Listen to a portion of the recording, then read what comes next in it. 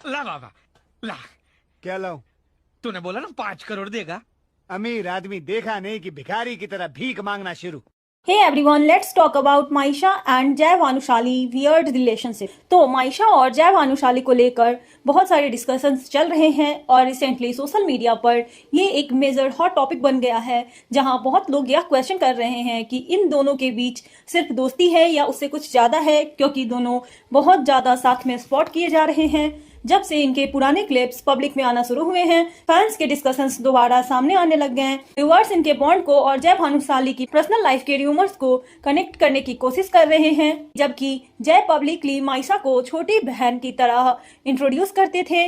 Like fans को उनकी closeness कुछ अलग लगती है अब, जिसकी वजह से सोशल मीडिया पर स्ट्रॉन्ग रिएक्शंस मिल रहे हैं। बिग बॉस 15 में माइशा और जय भानुशाली थे, वहां पर उनकी बॉन्डिंग देखी जाती थी। फैंस ने नोटिस किया कि जय भानुशाली और माइशा के बीच एक कंफर्टेबल, अंडरस्टैंडिंग और नेचुरल बॉन्डिंग थी, जिसे कुछ लोगों ने जेन्युइनली फ्रेंडशिप माना, जबकि दूसरों को लगा कि शायद इनके बीच फ्रेंडशिप से कुछ ज्यादा हो सकता है। बट ऐसा भी होता है कि कभी कभी ऑडियंस सिंपल बात को अलग नैरेटिव में कन्वर्ट कर देते हैं। जब ये दोनों बिग बॉस से बाहर आते हैं तो जय माइशा को एज अ सिस्टर अपने फैमिली में इंट्रोड्यूस भी कराते हैं और ऑडियंस इनके रिलेशन को ब्रदर और सिस्टर के रूप में देखने लगती है। और जब जय भानुशाली का माही से डाइवोर्स हो गया तो इस बारे में लोग और ज्यादा बात करने लगे। जब भी कोई पब्लिक फिगर ऐसे पर्सनल ट्रांजिशन से गुजरता है, लोग हर फ्रेंडशिप और पब्लिक अपीयरेंस को उस इवेंट से जोड़ना शुरू कर देते हैं।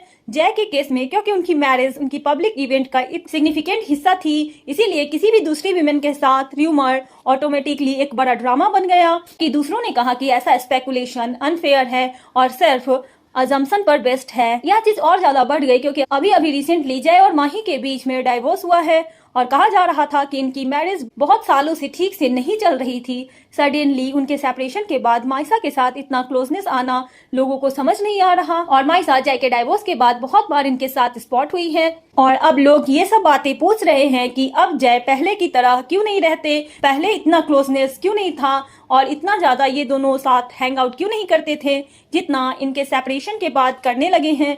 और यह मेंशन करना बहुत जरूरी है कि अब तक माइशा ने और जय ने किसी और रोमांटिक रिलेशनशिप को ऑफिशियली कंफर्म नहीं किया है।